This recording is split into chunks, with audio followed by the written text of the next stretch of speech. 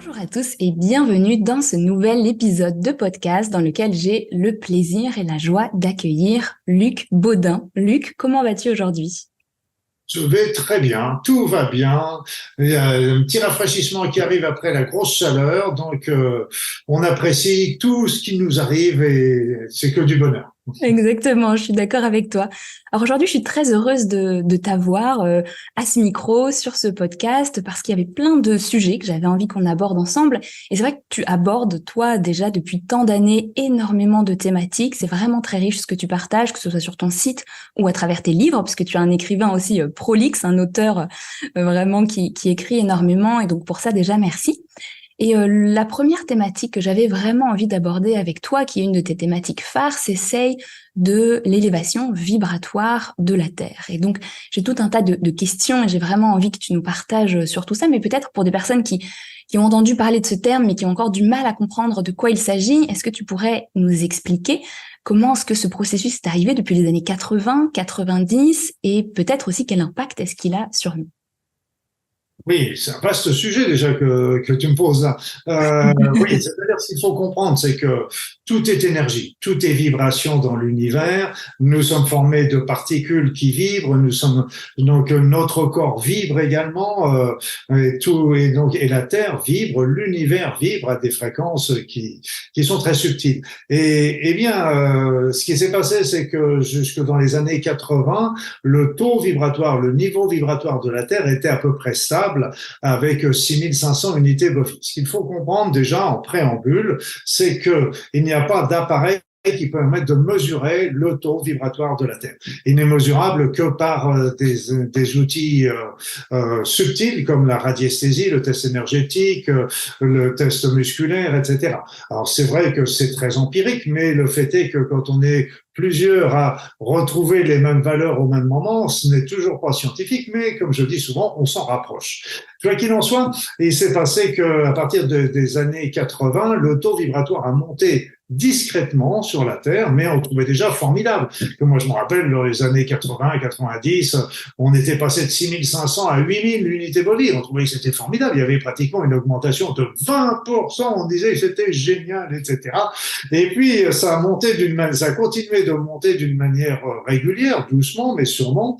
Et puis, ça a véritablement décollé à partir c'était la période, en plein période de confinement. Notre premier confinement qu'il y a eu, c'était, je me rappelle plus, c'était dans les années 2020 ou 2021, je confonds un peu toujours les dates. Et là, ça a été une montée exponentielle. Alors, qu'est-ce qui se passe? Pourquoi? Parce que tout simplement, l'univers n'est pas figé, lui non plus.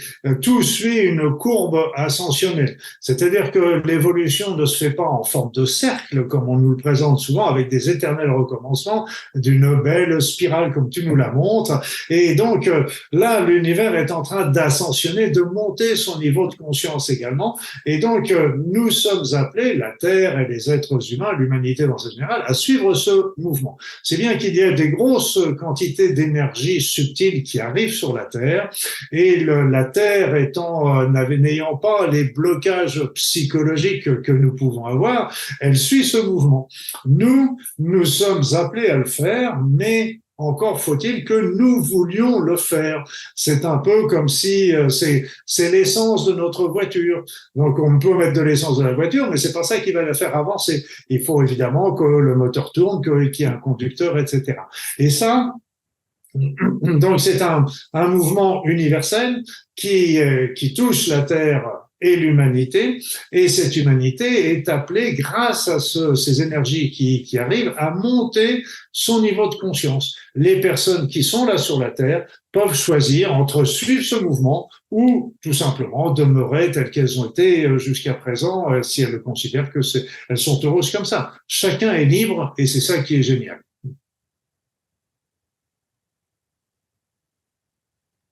Oui, merci de partager tout ça. Et c'est vrai que chacun est libre, comme tu le disais. Cependant, j'ai l'impression que si on décide de rester dans le statu quo, si on résiste à cet appel finalement, parce que ces circonstances-là énergétiques ont une influence sur nous, qu'on le veuille ou non, comme la pluie ou le soleil ont une influence sur nous, qu'on le veuille ou non. Et donc j'ai l'impression, et tu me diras ce que tu en penses, que lorsque l'on résiste à cet appel à la transformation qui émerge depuis nos profondeurs, eh bien c'est là où les choses peuvent peut-être se corser un petit peu et où on peut rencontrer des difficultés, peut-être davantage de tension dans sa vie, moins de fluidité. Et comment est-ce que tu vois les choses, toi, par rapport à ça? C'est que l'être humain est fait pour vibrer au niveau vibratoire de la Terre. Parce que là, actuellement, il est arrivé à un tel taux qu'il n'est pas possible de le suivre. Cependant, le taux vibratoire de la santé, de l'équilibre des êtres humains était de 6500 unités bovies autrefois. Là, maintenant, il est aux alentours de 28-30 000 unités bovies. Donc, c'est a priori pour aujourd'hui. Mais peut-être demain, dans 6 mois, ce sera pas forcément le même taux vu que ça change. Et pour les personnes qui ne suivent pas ce taux, cette évolution, ça peut entraîner évidemment des troubles. Et les premiers sont très connus. C'est la fatigue, les angoisses, et ce serait surtout une émotivité plus importante. Il y a beaucoup de personnes qui se plaignent d'insomnie. Vous savez, on se réveille la nuit pendant 1 heure, 2 heures, on ne sait pas trop pourquoi, et après ça peut entraîner des petits vertiges, mais c'est des vertiges très fins, des petits moments où on flageole avant. Ça va pas nous entraîner des chutes ou des choses comme ça, des troubles aussi de mémorisation, d'attention, etc. Et si on continue de ne pas s'adapter à ce niveau, à ce changement, à ce moment-là, ça peut être un facteur qui va favoriser un certain nombre de maladies. C'est pas ça qui va déclencher les maladies, on est bien d'accord, mais ça va être on sait très bien que la plupart des maladies actuelles sont multifactorielles, comme on dit, et donc c'est un facteur supplémentaire qui risque de favoriser ces fameuses maladies nouvelles dont on parle, comme la fibromyalgie, le syndrome de fatigue chronique, etc., etc. Sans parler curieusement aussi des déprimes et des phénomènes même liés au poids, au surpoids, etc. Parce qu'il semblerait que le poids, la graisse, etc. soient des facteurs aussi où on essaye de faire tampon également entre l'extérieur et l'intérieur. Et puis ça peut être aussi des sources d'emmagasinement d'énergie également par rapport à ça. S'alourdir aussi peut-être pour ne pas trop s'élever peut-être. Oui, c'est-à-dire, c'est que là encore, dans les problèmes de surpoids, il y a pas une explication symbolique. J'entends, il y a plusieurs explications qui vont dépendre un petit peu des personnes. Donc, il faut pas en tirer des généralités. C'est surtout ça. Absolument.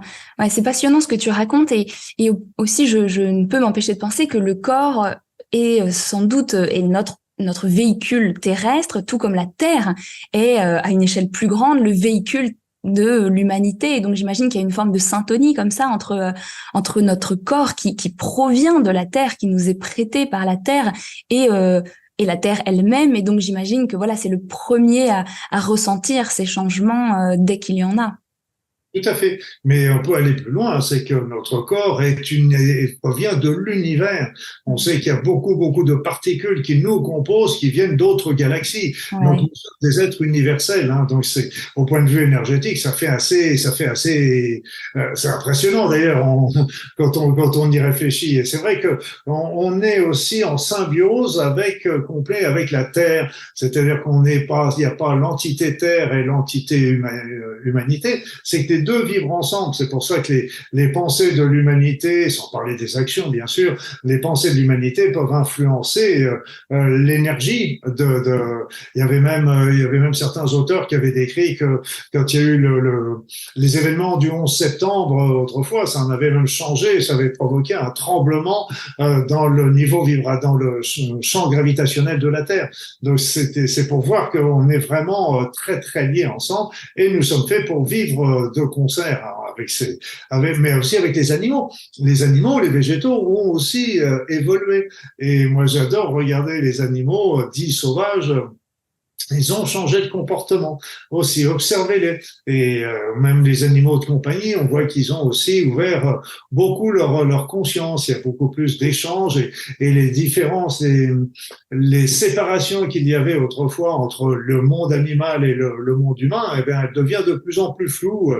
Et c'est magnifique ce qu'on est en train de connaître. Et on a découvert aussi, il suffit de voir comment s'est développée ces dernières années la communication animale. Donc c'est fabuleux. Moi j'irais encore plus loin. Il y a une communication aussi végétale et une communication minérale. Ça va sans parler des autres communications avec les entités, avec tous ces êtres qui nous accompagnent. Mais là, ça tombe un peu dans le domaine de croyance de chacun. Et je trouve que déjà rien que cette conversation nous élève parce que forcément on focalise nos pensées, nos émotions, notre réflexion sur des thématiques plus élevées. Et donc tu parles du fait de vivre en harmonie avec la terre, avec la vie en fait, on pourrait l'appeler comme ça, sous toutes ses formes. Et du coup, comment peut-on vivre au mieux cette transformation qui est en train de se passer sur Terre, cette élévation? Alors, je tiens à dire que tu as écrit un livre récemment qui s'appelle Les 10 clés pour développer votre être spirituel, la route de l'éveil, dans lequel tu donnes justement 10 clés très concrètes comme la méditation, la prière, l'intégrité, la connaissance, etc. Donc, on peut en parler aussi. Donc, tu donnes déjà beaucoup dans cet ouvrage. Mais au quotidien, quel peut-être principe de vie peut-on appliquer pour des personnes qui sont déjà engagées dans un chemin spirituel pour justement surfer la vague de cet éveil? Tout à fait, tout à fait, tout à fait. Ce qu'il y a, c'est qu'on peut toujours commencer par le b.a.-ba. De toute façon, on dit toujours un corps sain dans un esprit sain, mais ce qu'il faut bien comprendre, c'est que c'est pas l'essentiel, mais c'est déjà très important d'avoir une hygiène de vie, une alimentation qui est saine. Mais je vais pas pour moi, quand j'exerçais la médecine, je disais toujours à mes patients dans mon cabinet, il est interdit d'interdire. Voilà. Donc, il y a Mai aussi 68 euh, de la médecine. parce que si on prend une alimentation saine qu'on connaît bien, c'est l'alimentation méditerranéenne qui est la plus préconisée actuellement, certes, mais c'est important de la suivre, mais il est aussi important de se faire des plaisirs, de faire des petits extras, de faire des repas avec les amis, d'avoir de la joie, du plaisir, et ça, c'est très très important. Donc l'hygiène de vie, certes, je serais le dernier à dire que c'est pas important, supprimer les addictions, avoir de l'exercice physique, les contacts avec la nature, tout ça, c'est superbe, mais ce qui est le plus important, c'est ce qui se passe ici. Quand on veut monter son niveau vibratoire, bien sûr, le corps est important parce qu'il va l'état de santé du corps influe sur l'esprit et inversement, mais ça va changer. Tout se passe aussi beaucoup dans notre tête et un des éléments déjà fondamentaux, c'est de faire le nettoyage du corps avec l'alimentation, avec le mode de vie, mais aussi faire le nettoyage de l'esprit. C'est-à-dire que c'est le b.a.-ba de commencer par nettoyer tous les vieux conflits ou les conflits récents que nous pouvons avoir. Tous les trucs qu'on n'a pas digérés, qu'on n'a pas solutionnés, il est moment de les solutionner, de les pardonner, d'oublier, etc. Parce que ça, autrement, sont des boulets qui nous maintiennent vers des vibrations basses. Et on peut mettre toutes les belles pensées qu'on met à côté. Si on n'a pas solutionné ça, on est en claudique. Après ça, l'autre élément, c'est de vouloir avancer, de vouloir. On parle de l'éveil spirituel, par exemple. C'est un grand mot. Et qu'est-ce que c'est que l'éveil spirituel? L'éveil spirituel commence d'une manière très très simple. C'est quand un jour ou l'autre, on se pose tous la question de savoir qu'est-ce qu'on vient faire sur cette terre.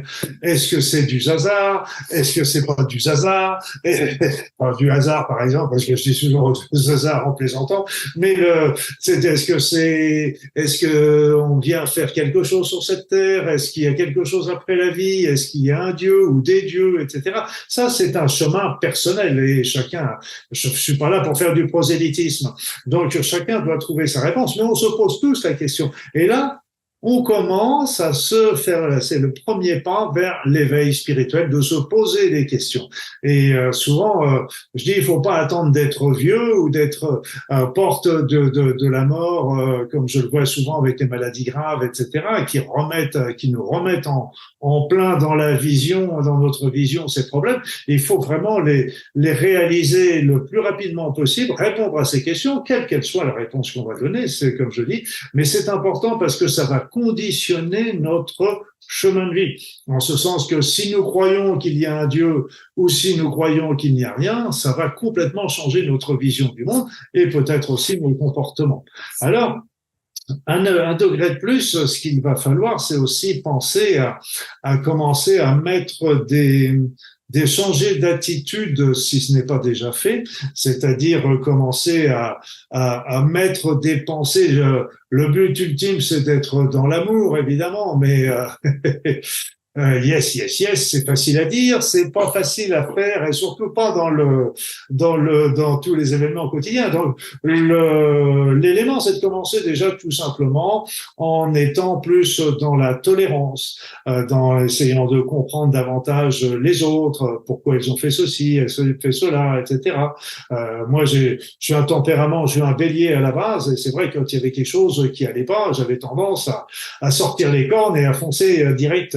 Là, maintenant, je commence à poser un peu et je réfléchis un petit peu pourquoi les autres ont eu cette attitude-là, etc. Donc, on est déjà, si on laisse passer une nuit là-dessus, on est plus dans la compréhension, la tolérance, la compassion. Donc, tous ces sentiments qu'on va peu à peu mettre. Et un élément qui est, à mon sens, extrêmement important, c'est le non-jugement. Le non-jugement, sortir du jugement. Sortir du jugement, parce qu'il y avait une petite phrase comme ça que j'ai lue qui disait vous ne connaissez pas ma vie, vous savez pas ce que j'ai vécu, vous savez pas ce que j'ai fait, vous savez pas la situation que je suis en train de vivre en ce moment, et pourtant vous me jugez. Et c'est vrai qu'on peut pas, on ne peut pas. Voilà, c'est un changement tout doucement, donc se poser des questions sur la vie en général, et puis tout doucement poser des actes.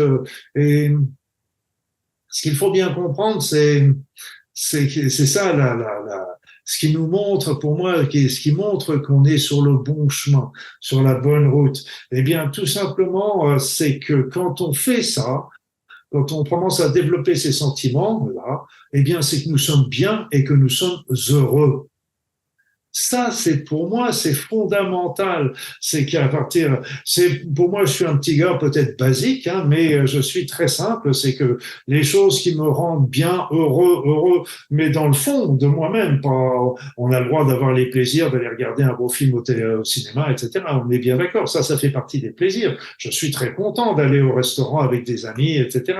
Ça, ça fait partie des plaisirs. Mais ce qui me rend véritablement heureuse dans le fond de moi-même, c'est quand je développe des sentiments élevés et là, je me sens bien. Et inversement, quand je suis dans la haine, dans la rancœur, dans la rancune, dans la jalousie, etc., ce sont des acides qui me brûlent et je suis pas heureux. Je suis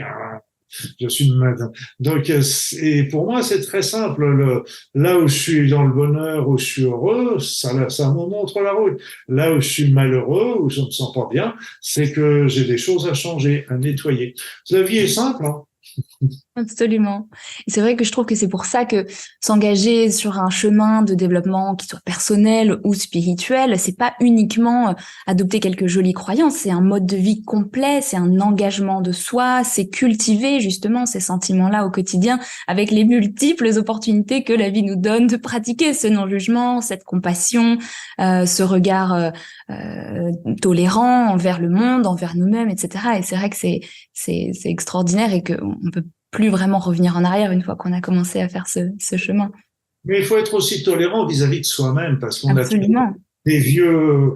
Déjà, il faut vouloir développer ces sentiments. Déjà, c'est le premier point. Mais en plus, c'est évident que faire ça 24 sur 24, c'est pas toujours évident. Et quand il y a une personne qui est sur la route et qui vous fait une queue de poisson, vous allez vite fait de dire quel con celui-là. Et donc, c'est un réflexe qu'on a. Mais justement, il faut prendre du recul à ce moment-là et de se dire, ok, moi, est-ce que j'ai jamais fait de queue de poisson à quelqu'un? Et puis peut-être que cette personne, elle est en train il est pressé parce que il y a un membre de sa famille qui vient d'avoir un accident ou sa femme qui est en train d'accoucher ou que sais-je. Et donc, il est pressé, il est perdu dans ses pensées, il m'a pas vu, il n'y a pas eu d'accident, tout va bien. Donc, c'est être montré développer au fur et à mesure de la tolérance, de la compréhension.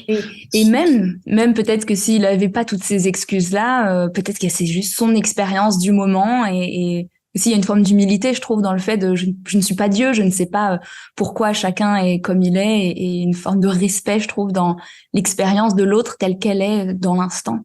Voilà. Qui n'est pas une justification, mais qui puis, est une... on peut se dire, plutôt que de là encore présenter l'autre comme étant l'agresseur et de nous présenter encore une fois comme victime, c'est plutôt de se dire, bon, pourquoi cet incident qui est un incident, qui est pas bien méchant, m'arrive à ce moment-là dans ma vie. Peut-être que justement, il est en train de me dire, il est intéressant et il faut peut-être que tu freines, que tu ralentisses, non, bien sûr, peut-être sur la route, mais aussi dans ta vie. Il y a peut-être des choses où tu vas trop vite. Peut-être que donc c'est aussi parce qu'il faut sortir aussi de ce sentiment de victime et ça ça se fait tout doucement. C'est pour ça que les personnes qui sont là aujourd'hui, qui nous écoutent, il faut bien comprendre qu'il n'y a pas besoin de mettre tout d'emblée en route, etc. Parce que la marche est tellement haute mais il faut les mettre progressivement et moi je suis contre aussi l'idée des présentations qui sont quelquefois faites de séparer ce qu'on appelle les éveillés des non éveillés. Là, moi, je trouve que c'est déjà, si un éveillé dit qu'il est éveillé et qu'il se compare au non-éveillé, c'est qu'il travaille sur l'ego. Donc déjà, il est plus dans l'éveil. Donc c'est déjà une erreur. Et on est tous en train d'avancer, mais chacun à son rythme. Et il y a des personnes, nous, on a peut-être avancé sur un certain plan, mais les autres ont avancé sur d'autres plans que nous avons pas développés, forcément. Donc, on avance tous à notre niveau et c'est pour ça qu'il faut séparer cette idée là encore, supprimer cette idée qui est encore une nouvelle séparation entre les éveillés et les non éveillés. C'est prétentieux et je pense que on a au cours de toute notre vie, même ce que nous croyons aujourd'hui, risque d'être encore largement modifié dans 10 ans. Ça, c'est vraiment un point qui est intéressant, cette notion d'éveillé, non éveillé, etc. Parce que quand on parle justement de l'éveil ou qu'on commence à s'intéresser à la spiritualité, eh bien très vite on parle voilà de cette question-là. Et il y a un message, et je voudrais bien avoir ton avis sur ça, un message que j'ai reçu à plusieurs reprises qui expliquait sans aucune notion de jugement, mais où on m'explique qu'il y avait, et c'était comme ça qu'était dite la phrase, il y a une grande disparité dans les niveaux de conscience actuellement sur Terre, qui n'est pas une séparation en tant que telle, mais l'expression qu'il y a une variété extrêmement importante de niveaux de conscience, de plus que de mode de vie, vraiment j'ai envie de dire, de vibration, de signature énergétique de chaque personne actuellement sur Terre, ce qui crée un mélange assez riche et incroyable, mais aussi très éclectique et parfois difficile à vivre. Alors, quel est ton regard sur cette idée que voilà, il y a aussi peut-être des personnes qui en sont à un chemin d'expérience, peut-être très lié à la matière pour l'instant, d'autres personnes qui ont un autre chemin d'expérience sur Terre qui est lié justement plus à la spiritualité, etc. Qu'en penses-tu? Personnellement, je dirais déjà qu'il n'y a pas une variété de niveaux de conscience, je dirais qu'il y a une variété de conscience. Voilà, donc ça, là aussi, ça évite justement des classements peut-être. Classements et quelque part un jugement derrière. Donc et cette disparité est très intéressante parce que c'est un peu comme le mélange des populations. Moi, je trouve que on sait que toutes les sociétés qui ont mélangé, qui ont mélange avec des populations qui viennent d'un peu partout, sont des sociétés qui sont beaucoup plus dynamiques, beaucoup plus riches parce que chaque individu apporte à ce moment-là une vision différente qui va être enrichissante pour le groupe. Et ça, c'est très important parce que même justement de pouvoir discuter avec des personnes qui ne sont pas avec les mêmes points de vue, avec les mêmes choses que nous, c'est un peu même simplement dans les croyances qui peuvent être religieuses, qui peuvent être philosophiques, qui peuvent être ésotériques, etc. C'est justement ça qui est enrichissant parce que nous ne détenons pas la vérité, nous détenons notre vérité qui est peut-être une petite fraction de la vérité et les autres vont nous éclairer sur certains éléments dont on n'avait pas forcément conscience et qui vont ainsi permettre d'ouvrir de nouvelles voies, même si au départ nous étions surpris et par cette différence d'opinion, mais c'est toujours très important. Et il y avait tu donnais un élément que tu avais reçu, moi j'en ai reçu un autre qui est similaire, mais qui disait l'humanité est un livre et chaque humain, chaque être humain est un mot de ce livre. Donc ça montre bien combien nous sommes tous reliés, liés, etc. Et donc c'est important de bien comprendre que justement c'est dans les échanges, dans la non-séparation justement on va pouvoir échanger nos points de vue et qui vont nous faire grandir. Et ça c'est très très important parce que actuellement tout est fait pour nous mettre dans la peur, donc qui va développer notre ego et qui va amener toutes les séparations entre pays, entre religions, entre sexes, entre générations, entre couleurs de peau, etc. Et moi, je me rappelle quand j'avais été à Hawaï, j'avais trouvé magnifique parce que j'avais bossé sur Ho'oponopono avec les Hawaïens et il y avait un Hawaïen qui m'a dit un jour on a beaucoup de touristes qui viennent sur ces îles, qui viennent profiter de la douceur de ces îles et eh bien, il y a des grands, il y a des petits, il y a des foncés, il y a des clairs, il y en a qui sont de toutes les couleurs de peau. Et nous, ce qui nous intéresse, c'est pas ça. C'est comme une boîte de crayons de couleurs avec des couleurs différentes, la taille des crayons qui sont différentes. Nous, ce qui nous intéresse, c'est ce que les personnes ont dans le cœur. C'est ça qui nous intéresse. Là, les apparences, on s'en fiche. C'est ça qui est important. Et c'est pour ça qu'il y a le fameux aloha qui est pas bonjour tout simplement, c'est plutôt bonjour, je t'aime, bonjour, je te prends en considération. Et ça se rapproche un peu de ce que disait dans le film Avatar, je te vois. C'était ça. Ouais, c'est magnifique. Ouais, c'est beau de partager ça et aussi de remettre de l'unité dans ce discours, de le remettre au fondement finalement de notre chemin, de notre travail intérieur, de notre évolution spirituelle. Et une autre des clés que tu partages notamment dans ton livre, que j'ai trouvé passionnante parce que parfois pas toujours bien comprise ou pas toujours intégrée, c'est cette idée de l'intégrité sur notre chemin spirituel. Et ça vraiment, je te remercie de l'avoir placé parce qu'évidemment, l'amour, la compassion, etc. sont aussi des bases extrêmement importantes, mais l'intégrité, c'est quelque chose avec lequel je résonne beaucoup, qui est vraiment une de mes valeurs aussi importantes de vie. Et donc, tu l'expliques comme peut-être une forme de moralité personnelle, de rectitude dans nos actions, nos paroles, nos pensées, nos choix de vie, etc. Est-ce que tu peux développer un petit peu comment cette notion d'intégrité peut nous aider dans notre évolution personnelle? L'intégrité est très importante dans tous les domaines, je dirais, je pourrais même parler des domaines conjugaux, etc. Parce que quand on demande dans notre intégrité, ça veut dire c'est pas une rectitude rigide, hein, non plus. Ce qu'il faut bien comprendre, c'est qu'on a le droit de modifier, changer, évoluer avec les années et le temps. On peut modifier un petit peu nos points de vue, mais c'est d'être toujours en adéquation avec notre être, avec notre cœur. Et ça, c'est important parce que dès qu'on va sortir de cette intégrité, nous allons commencer à être mal si nous faisons des actions qui nous semblent pas justes pour nous ou pour les autres. Eh bien, quelque part, on sera peut-être content d'avoir volé la place de parking à quelqu'un qui l'avait vu avant nous, mais ça ne nous satisferont pas, on sera pas heureux dans le fond. On sait que c'est pas juste, que c'est pas correct, que c'est pas dans la rectitude. L'intégrité nous permet aussi de demeurer sur notre chemin. C'est à partir du moment où on écoute son cœur, on écoute son intuition, ce qui est la même chose, qu'on écoute son être intérieur, ce qui est encore la même chose, et bien tout simplement, on est sur notre route. Et l'inverse de l'intégrité, ce sont les compromis. Les compromis qu'on peut faire avec nous-mêmes. Oh, allez, je peux bien me permettre de faire ça, etc. Pour une fois, je vais pouvoir me le faire, me permettre de faire ce truc-là ou ce machin-là, etc. Voilà. Bon. Et puis aussi par rapport aux autres. Et moi, je vois ça au niveau des couples, par exemple. Ça, c'est assez net.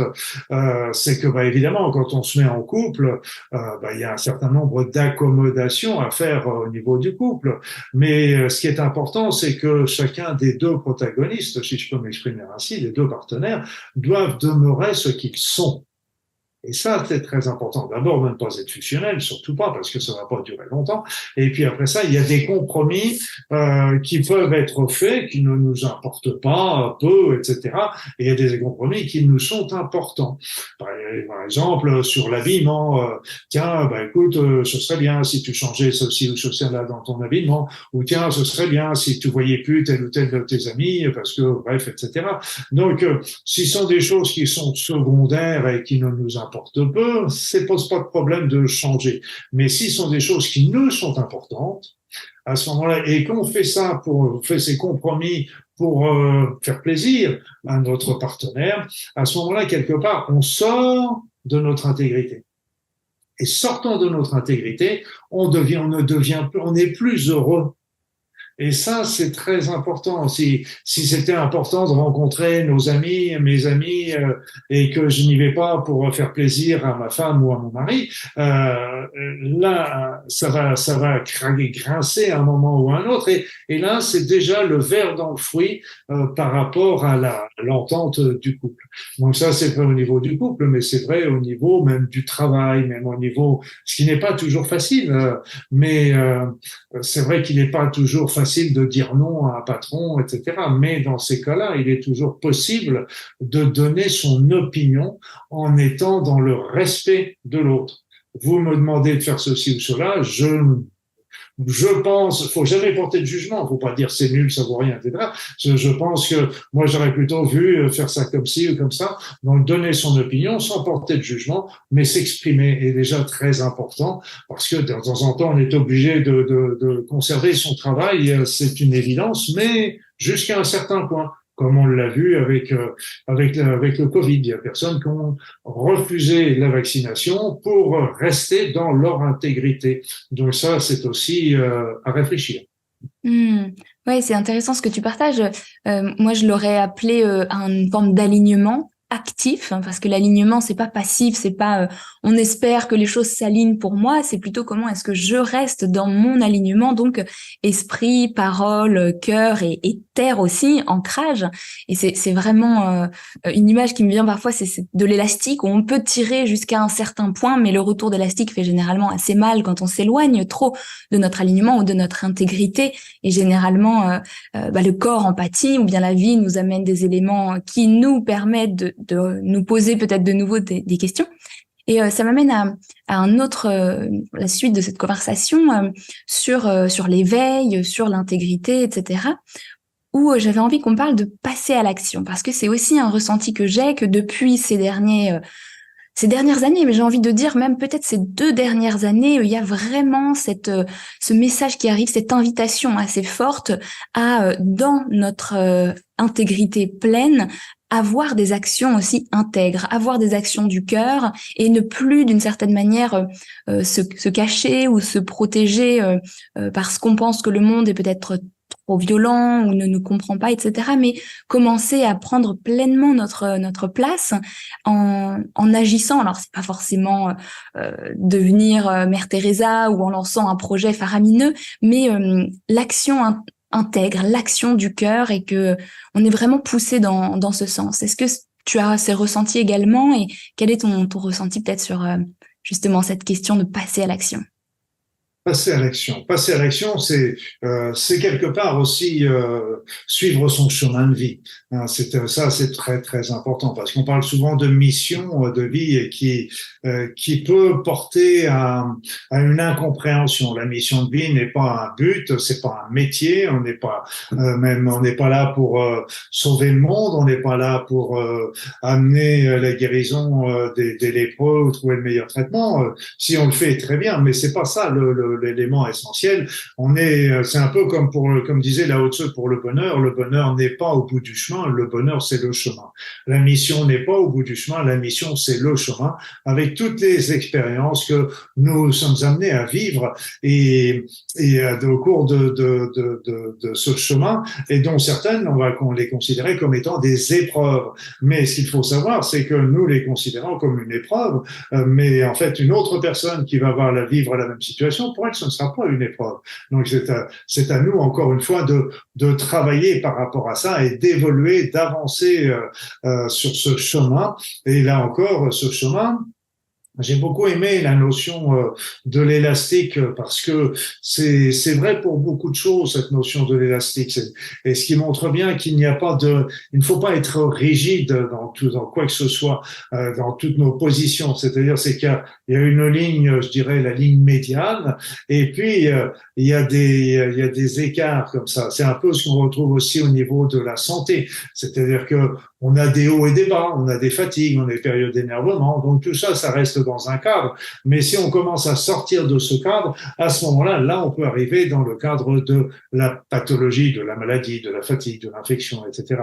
Et c'est vrai pour tout. C'est qu'il y a rien n'est, on parlait tout à l'heure que on n'était pas dans un cercle avec un éternel recommencement. On parlait d'une spirale. Et la spirale, on peut la considérer comme aussi sur deux plans, comme étant une sinusoïde qui serait mais c'est toute sortie de ça qui nous fait sortir dès qu'on sort de notre intégrité, on sort de ces écarts-types, comme on dit en statistique, et à ce moment-là, c'est là que on commence à être moins bien, moins heureux. Mais, il n'y a pas de mauvais choix, il n'y a pas de mauvaise expérience. C'est-à-dire que toutes les expériences, quel que soit le choix que nous faisons, eh bien, il va nous faire grandir. C'est-à-dire que soit on fait le bon choix, entre guillemets, qui répond à notre cœur, etc. Donc, nous sommes bien, ok, nous sommes heureux. Mais si on fait le mauvais choix, eh bien, au bout d'un certain temps, on va comprendre qu'on s'est trompé, on va changer. Donc, ça veut dire qu'on a appris. Et ça, c'est très important. Et c'est pour ça que la question toujours qu'on peut être amené à se poser, c'est suis-je heureux? Heureuse, suis-je heureux, heureuse. Et donc là, il y avait un petit dessin j'avais vu sur Internet qui m'avait fait beaucoup sourire et qui est très juste. Il disait, oui, êtes-vous heureux, heureuse? Réponse, oui. Alors le conseil qu'on va vous donner, ne changez rien. Ok. Donc la réponse est non. Donc il va y avoir une question subsidiaire. Voulez-vous être heureux, heureuse? Non. Conseil, alors ne changez rien. Réponse oui, ça veut dire qu'il y a des choses à changer. Mais ce qu'il faut bien comprendre, c'est qu'il n'y a pas tout à changer. C'est-à-dire, c'est qu'on peut très bien suivre sa route, suivre son chemin, en ayant un travail lucratif qui va nous permettre de payer l'appartement, les études de nos enfants, etc. Et en plus, à côté de ça, faire des actions qui vont nous mettre sur notre chemin de vie, qui vont nous répondre à notre intégrité, qui vont répondre à nos besoins de changement que tu évoquais. Nous avons aujourd'hui, ce qu'il faut savoir, et ça c'est très important à mon sens, c'est que le niveau vibratoire de la Terre monte. D'accord. Donc, ça veut dire que si le niveau vibratoire de la Terre monte, le niveau vibratoire de l'équilibre de la santé de l'être humain monte également. Mais si on ne change pas, donc, si imaginons qu'on soit à l'état d'équilibre à une certaine période avec le niveau vibratoire d'équilibre de l'être humain. Mais le niveau vibratoire de l'être humain change, le niveau vibratoire de la Terre changeant, le niveau vibratoire des êtres humains monte également. Mais si nous, on change pas, en fin de compte, qui ne monte pas descend. Ça, là aussi, il faut, et certains disent, et moi je suis assez d'accord avec eux, que si nous sommes ainsi 8 milliards d'habitants aujourd'hui sur cette Terre, en cette période si particulière de tous les événements mondiaux d'un côté, de ce changement vibratoire de l'autre, si c'est que ces 8 milliards d'individus sont venus s'incarner précisément dans cette période parce que c'est une période de grande transformation possible des êtres humains et ainsi de l'humanité. Donc c'est une période, avec ces énergies qui nous arrivent, on peut suivre ce changement d'évolution spirituelle, ce cheminement personnel, ouverture de conscience, ouverture de l'esprit, d'une manière beaucoup plus rapide que ce qui aurait pu être fait dans une vie avant où on était tout le temps à 6500 unités body.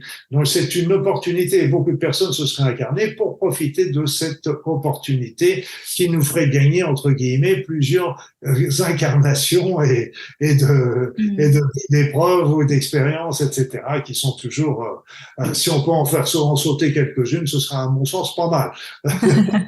C'est clair, je te rejoins complètement. Et puis j'ai aussi ce message régulièrement que il y a un essor incroyable sur la Terre actuellement, beaucoup d'âmes qui vraiment ont envie de venir s'incarner parce que c'est une opportunité incroyable, un vrai portail de transformation.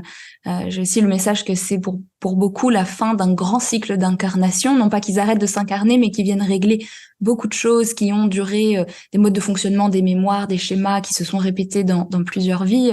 Je trouve ça assez passionnant. Et avec cette élévation de la Terre, je ne peux m'empêcher aussi de penser, parce que j'ai l'impression d'avoir fait partie un peu du wagon des enfants, des nouvelles vibrations des enfants, donc avec les enfants indigo, arc-en-ciel, cristal, etc. Et j'ai l'impression que donc moi j'ai presque 30 ans aujourd'hui, d'avoir toujours eu cette connexion spirituelle, de me rappeler de cette envie de venir sur Terre. Et en même temps, quand j'étais petite, je savais que je venais pas vraiment de la Terre. Puis il y a eu des activations ensuite qui se sont faites tout en naviguant cette vie aussi terrestre, très ancrée, etc. Mais j'ai l'impression qu'aujourd'hui, il y a des vagues de nouveaux enfants qui ne passent même pas par ce moment, on va dire, d'éloignement temporaire, parce que j'ai essayé de mettre tout ça de côté pendant quelques années, ça n'a pas trop marché. Et voilà, qui aujourd'hui, on sent cette accélération aussi, qu'il n'y a même plus cette phase d'oubli, de séparation temporaire, et que dès le début, il y a cette connexion. Je me souviens aussi, tu avais déjà parlé dans une autre interview, je ne sais plus où, des enfants autistes, qu'aujourd'hui il y avait une augmentation absolument incroyable du nombre de naissances d'enfants qui font partie du spectre de l'autisme. On rappelle que c'est un grand spectre et que il y a presque, on dit parfois, autant d'autistes que de formes d'autisme que de personnes autistes. Est-ce que tu peux parler un petit peu de ça? Et puis toi qui as aussi été médecin, pratiqué pendant 25 ans et qui est aux premières loges pour nous expliquer un petit peu tout ça. C'est en plus ce qui est amusant, entre guillemets, amusant, c'est que, comme je disais tout à l'heure, les niveaux vibratoires de la Terre ont commencé à s'élever dans les années 80 et 90. Et c'est là qu'ont commencé à apparaître véritablement les enfants indigos. Après ça, c'était les enfants arc-en-ciel. Après ça, il y a eu les enfants cristal. Il y a les enfants avec des hyperactivités, avec des troubles de l'attention, avec l'autisme. Les chiffres, par exemple, au niveau de l'autisme que j'ai lu dans mes journaux médicaux, c'était, il y a encore une vingtaine d'années, c'était un enfant qui naissait autiste aux États-Unis pour 1500 naissances. Aujourd'hui, ce serait pour 65 naissances. Alors, il est évident que les enfants des années 80 sont devenus des adultes, n'est-ce pas, Jenna? Et donc, pour moi, je me pose sincèrement la question de savoir si l'humanité de demain, ce sera eux, justement.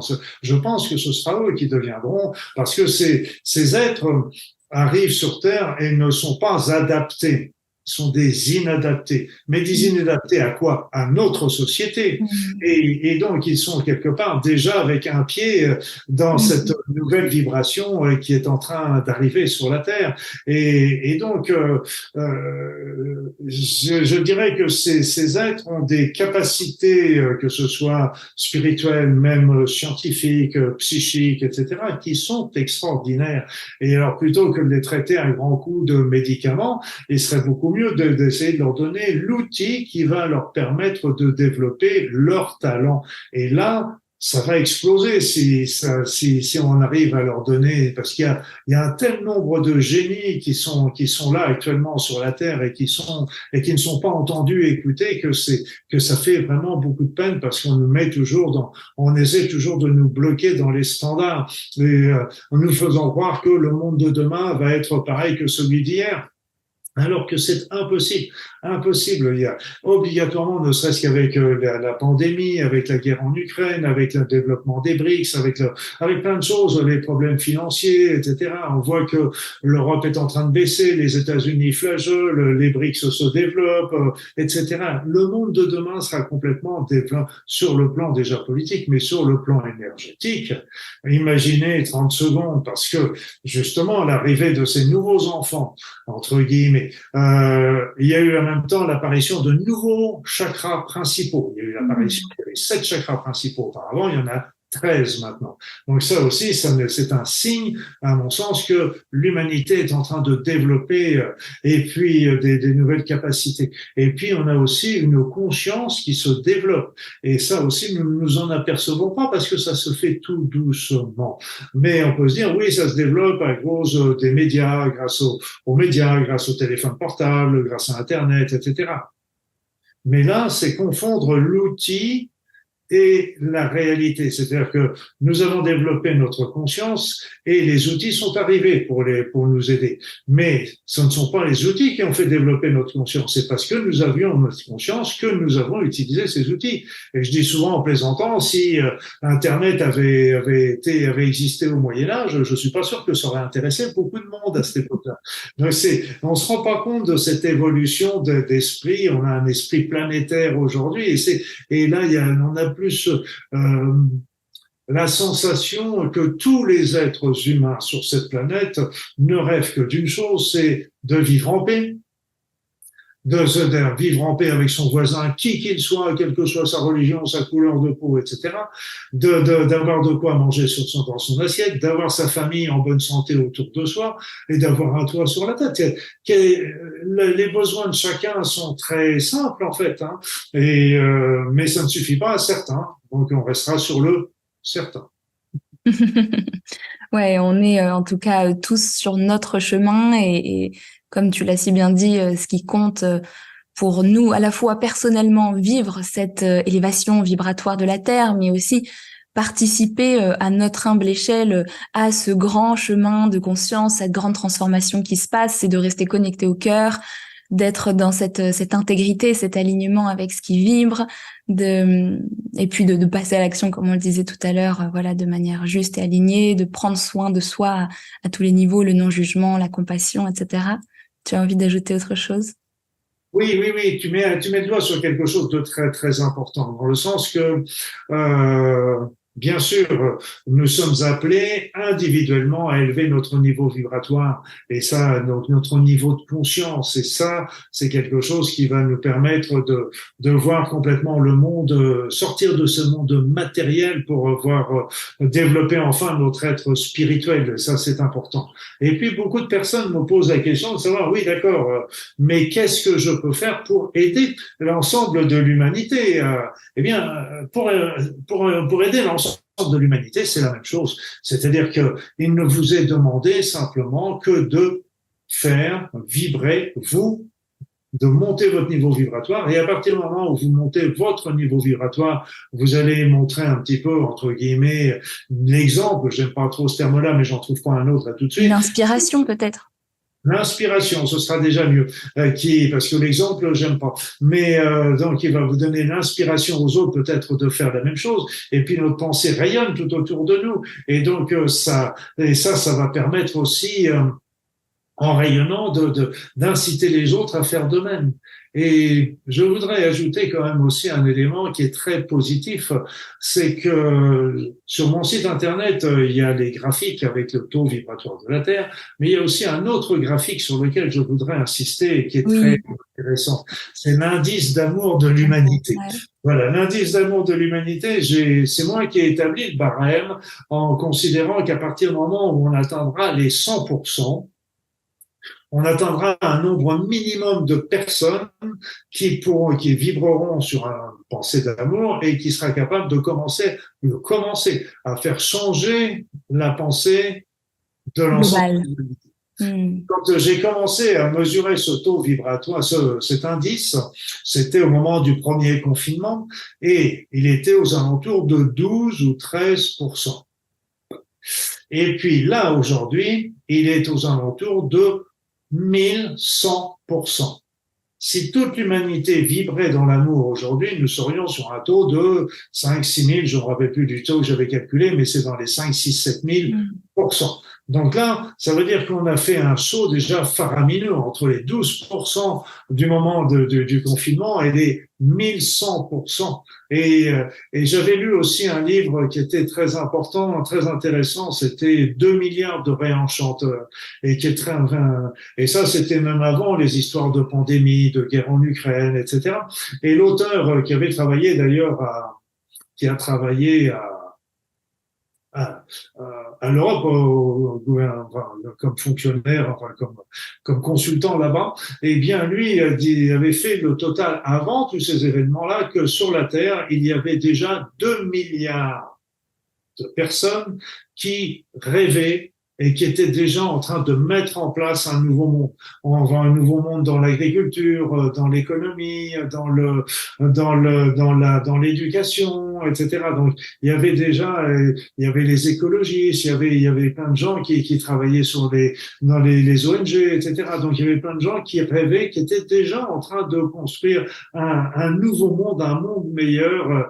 Et donc, 2 milliards, quand ils faisaient cette somme, c'était absolument faramineux. Et comme tu le disais tout à l'heure, souvent on garde ses pensées, souvent en nous. Et moi, je suis toujours très surpris quand je rencontre des personnes de voir, sans que je ne m'y attende, combien cette personne, d'apparence tout à fait habituelle, je dirais, on va habituelle entre guillemets, eh bien, à développer en elle une évolution spirituelle formidable. Et donc, c'est pas écrit ici. Donc, c'est vraiment, il y a un cheminement qui est fait, mais aujourd'hui, c'est, comme tu le disais, c'est le moment aussi de mettre les choses en action, de dire les choses, mais de ne pas les imposer. Et c'est ça qui est important, de donner son opinion, de donner son point de vue. Les autres le prendront, les autres ne le prendront pas, ça n'a pas d'importance.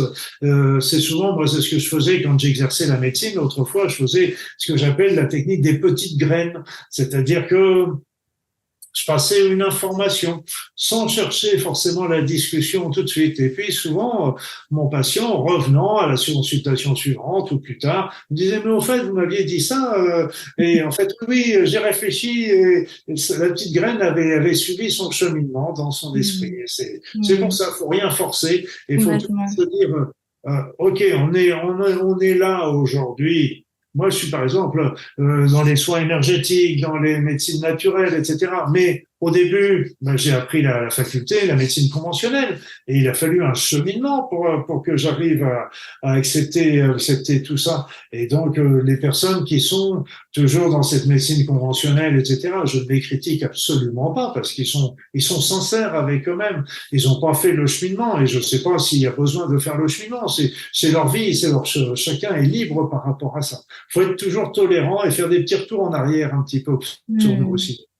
Oui, j'aime beaucoup ce que tu partages, effectivement. Et je crois que c'est cette notion d'incarnation que j'aime bien, d'incarner sa vérité, d'incarner sa propre lumière, sans chercher à l'imposer, comme tu le dis si bien, mais simplement aussi se permettre, se donner le droit d'être soi dans ses actions, dans ses paroles, dans qui l'on est, dans son énergie, sa vibration aussi. Et je crois que c'est ça qui fera changer le monde parce que ça viendra de manière naturelle, organique, parce que lorsque chacun sera vraiment en paix avec qui il inspirera ceux qui seront qui pourront être inspirés par cette personne et ce sera juste comme ça, mais il y aura ni violence ni personne à forcer et ça changera tout. Et puis ce que j'aime dans ce que tu partages aussi, c'est de rappeler que c'est une note qui est très optimiste parce que on nous dépeint un tableau de la société et c'est facile de ne voir que ça, qui est si noir, qui est si effrayant également. Or dans le quotidien, dans le cœur de milliards, c'est vraiment milliards de personnes, il y a de l'amour, des rêves, une envie différente, des éveils aussi qui se passent partout dans le monde. Je le vois chaque jour et c'est extraordinaire. Donc voilà, sur cette note positive, je crois que on va terminer notre conversation ici et voilà, inspirer de rayonner qui on est, de passer à l'action, de continuer notre chemin avec joie, légèreté et intégrité. Et oui. Et on se donne rendez-vous dans 1 an ou 2 pour faire le point sur la vibration, sur les éveils, sur les transformations de l'humanité, parce que je pense qu'il va continuer d'en avoir un paquet. Bah oui, au rythme où ça va, ça va. Et moi, j'ai écrit un livre il devait sortir d'ailleurs au moment de la pandémie. Il a été retardé un petit peu à cause de la pandémie, donc il a été écrit bien avant tous ces événements. Et le titre était La révolution de l'amour. Et dans le sous-titre, c'est La prochaine révolution se passera dans les cœurs et non pas dans la rue. Ouais, j'adore. Évidemment, je renvoie tous nos auditeurs et spectateurs à aller lire les ouvrages de Luc Baudin, à aller aussi sur son site. Il y a énormément de ressources. Il y a des soins énergétiques intemporels qui sont aussi disponibles sur ta chaîne YouTube.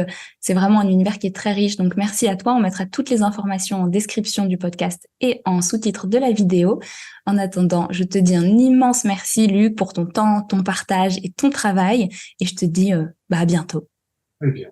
Le plaisir était partagé et bravo aussi pour le tien. Tu fais un travail aussi formidable de divulgation et de connaissance. Et puis, je dirais à tous, soyez heureux, portez-vous bien.